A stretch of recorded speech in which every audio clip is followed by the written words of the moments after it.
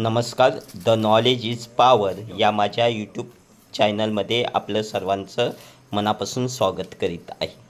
तर मित्रांनो, आज आपण एका रानभाजीविषयी माहिती घेणार आहोत. तर बघा मित्रांनो, त्या रानभाजीचं नाव आहे शेवला.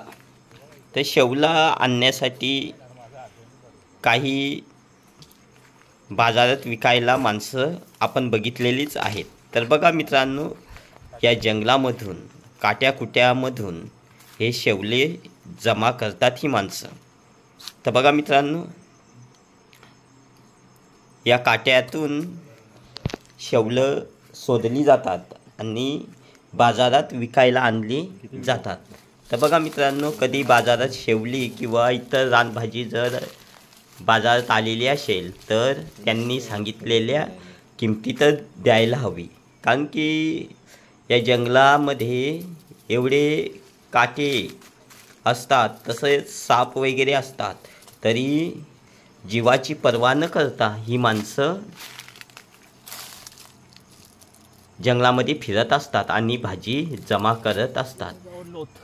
तर बघा, आज आपण अशाच काही माणसांविषयी व्हिडिओ बनवलेला आहे. तेही बघा, यावरनं असं लक्षात येतात, हे आता स्वतःच्या घरी भाजी करण्यासाठी घेऊन जात आहेत, परंतु काही माणसं अशाच जंगलामधून घेऊन जातात. तर बघा, इथे शेवली, इथे या काट्याचं एक करवंदीचं झाड आहे आणि हा व्यक्ती बघा शेवली उपटत आहेत, हे आपल्याला पाहायला मिळत आहे. बघा, एवढे करवंदीच्या काठ्यामध्ये ती शेवली आहेत आणि हा व्हिडिओ आपण बघा, या व्हिडिओमध्ये बघा. तर मित्रांनो, त्यांनी जी किंमत सांगितली त्या किमतीत घ्यायला हवे, कोणतीही भाजी असो. आणि हा रस्ता किंवा ही रानभाजी मिळवण्यासाठी खूप कष्ट घ्यावे लागत आहेत. हे बघा, इथे पण काट्याचं झाड आहे, इथे शेवलं दिसत आहे. अजून हे बघा, हे इथे एक शेवला दिसत आहे. तर बघा मित्रांनो, आपणही विचार करा, त्यांच्या कष्टाला नाही म्हणू नका. आणि हे जंगलामध्ये, कारण की साप वगैरे काही असू शकतो, तरी पण जीवाला धोका असतानासुद्धा ही माणसं जंगलात फिरून भाजी जमा करून आपल्यालासुद्धा खाऊ घालतात. म्हणून विकत घेताना पैशाची पर्वा करू नका. त्यांनी सांगितलेल्या किमतीला घ्यायला जर आपल्याला वाटत असेल तर आपण पैसे कमी न करता त्यांनी सांगितलेली किंमत आपण द्यायला काही हरकत नाही, ते कोणीही असो.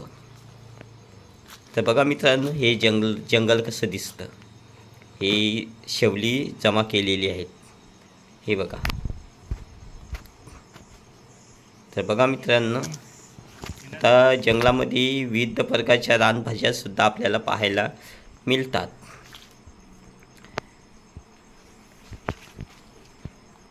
हे बघा,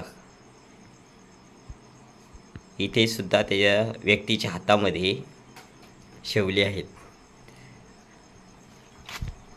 आणि हे जंगलाचा भाग आहे. हे बघा, काट्यामधून काढत आहेत, ते शोधत आहेत. अशा काट्यामध्ये, अशा ठिकाणी आपल्याला पाहायला मिळत आहेत. तर बघा मित्रांनो, आपण सुद्धा थोडंसं विचार करायला हवं. एवढ्या भयान जंगलामध्ये ही माणसं जमा करत आहेत. तर व्हिडिओ बघितल्यामुळे सर्वांना पुन्हा एकदा धन्यवाद मित्रांनो.